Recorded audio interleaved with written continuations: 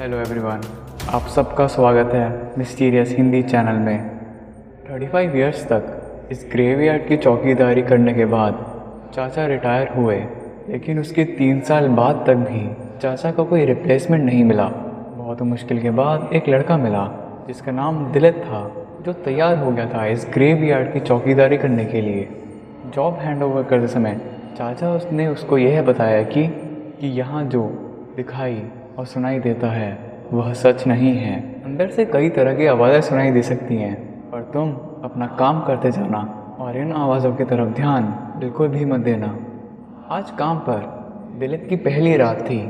रात के करीबन 2 बजे तक वह जाग रहा था। उसके बाद उसे नींद आने लगी। आधी नींद में उसने एक आवाज़ सुनी। दिलीप की जब आँख खुली तो चारों तरफ सन्नाटा था। उसने वह आवाज़ आधी नींद में सुनी थी, इसलिए उस आवाज़ को अपना वहम मानकर वह वापस सोने की कोशिश कर ही रहा था कि वह आवाज़ दोबारा उसने सुनी। यह आवाज़ मुर्दाघर के अंदर से आई थी। बहुत हिम्मत करके उसने मुर्दाघर का दरवाज़ा खोला। अंदर एसी चल रहा था और पूरा माहौल शांत था। दबे हुए कदमों से वह अंदर की ओर बढ़ रहा था। तभी उसकी नज़र एक खुले ड्रॉअर में पड़ी और आगे बढ़ के देखा तो ड्रॉअर में एक लाश पड़ी थी। पहले तो वो डर गया, पर बाद में उसे पता चला कि मुर्दाघर में तो लाशें ही होंगी, तो उसमें घबराने की कोई बात नहीं है। उसने वह ड्रॉअर बंद किया और मुर्दाघर का दरवाज़ा बंद करके ही वह बाहर बैठा ही था कि उसके फ़ोन पे एक आवाज़ आई। जब उसने देखा तो उसके फ़ोन में बैटरी ना के बराबर थी।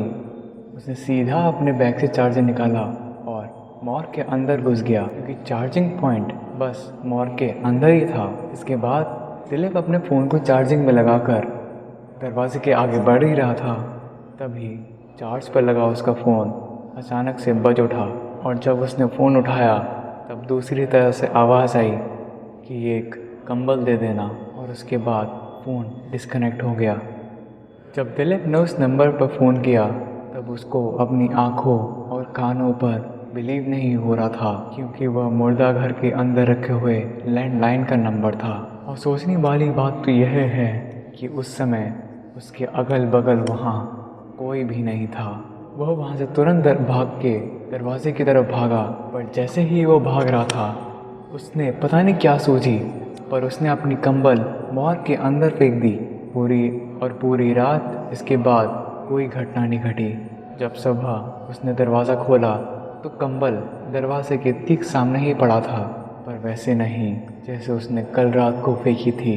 कंबल प्रॉपरली अरेंज रखी हुई थी। अगली रात जब दिलीप काम पे गया तो उसने मॉर्ग का दरवाज़ा खोला और कंबल अंदर फेंक दिया और फिर वो सोने चला गया। यह सब उसका डेली का रूटीन बन गया था। यहाँ काम करते समय उसको करीबन 2 महीने हो गए थे, पर आज की रात उसने फिर वही आवाज़ सुनी जो उसने पहले दिन सुनी थी। दरवाज़ा खोलकर उसने अंदर कदम रखा।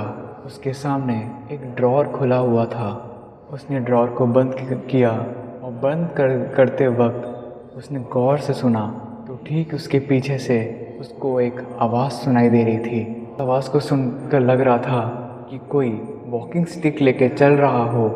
यह आवाज़ तुरंत बंद हुई और शुरू हुई दूसरी एक आवाज़, और तभी पॉकेट में पड़ा दिलीप का फ़ोन बज उठा।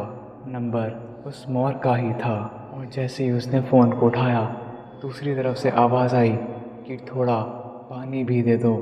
और अगली सुबह जब वो काम से वापस आया तो उसने ये देखा कि जो पानी की बोतल उसने जो अंदर रखी थी वह खाली है और कंबल प्रॉपरली अरेंज्ड था।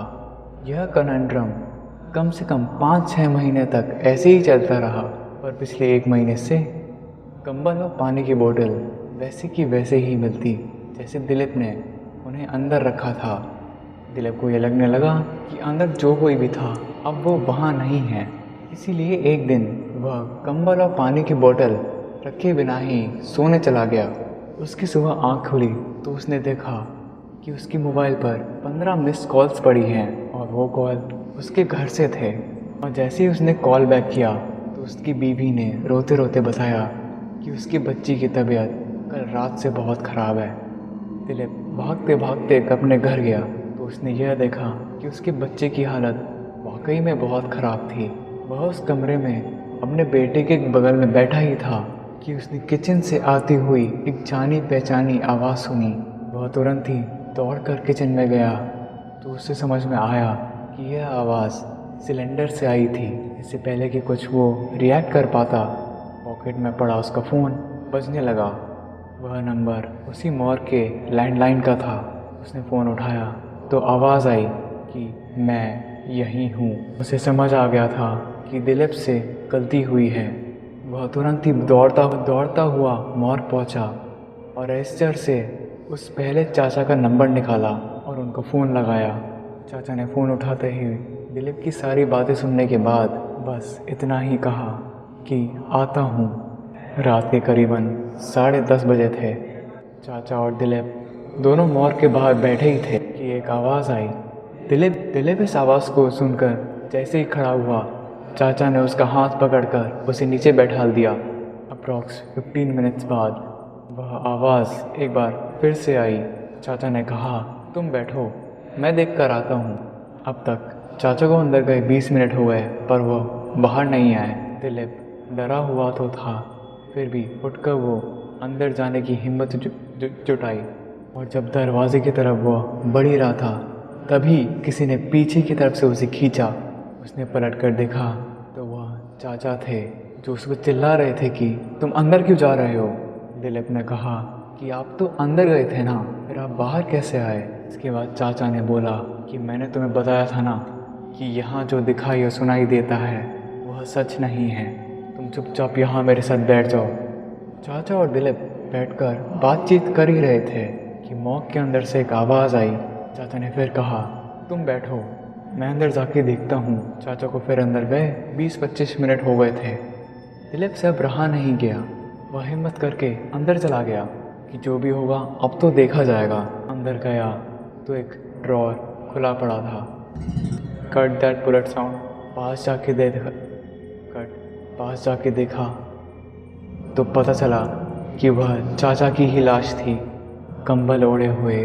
चाचा की लाश को देखते हुए दिलीप को सिर्फ एक ही बात याद आ रही थी कि यहाँ जो भी दिखाई और सुनाई देता है वह सच नहीं है, वह सब झूठ है।